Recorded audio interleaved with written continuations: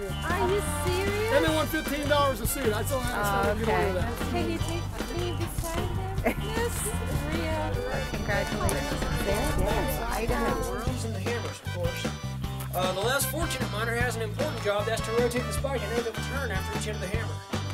What that does is crush the debris in the hole small enough to fall past the spike without getting it stuck. If you beat it straight into the rock in a wedge and you're stuck and you're in trouble, so you got to rotate it. Now this is interesting. Now it took 10 miners a day and a half to drill the holes for one blast. They would drill 20 to 30 holes in an area 6 feet tall by 5 feet wide. Once those holes were drilled, they put dynamite in and blasted. And they moved about a foot of rock. So it was going slowly in those days. And these guys made $1 a day doing this in the 1900s.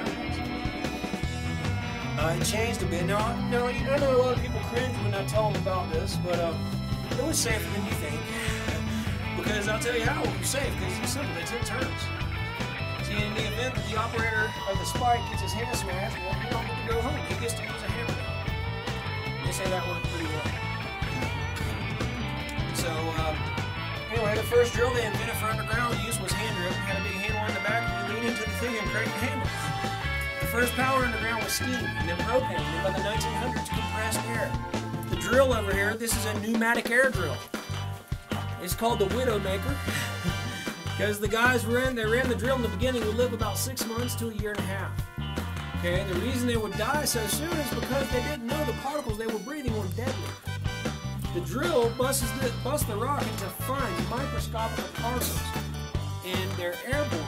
Okay, the problem is the metamorphic rock has silica in it that causes silicosis. Okay, it's like glass. Okay, whenever it's this fine. Now, they're not just drilled in the rock; they're following the mineral veins, which contain the metals. The problem here is the metals again are microscopical. They're like razor blades.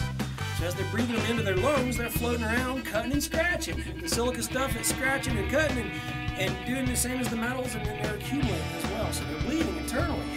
Now their lungs fill up about half full with the blood and debris. That's the point they call being rocked up. That means they're about to drown in their blood. It's gruesome, but that's how it happened. Now, once they started autopsying the guys and finding the lungs full of debris and blood, they knew the problem.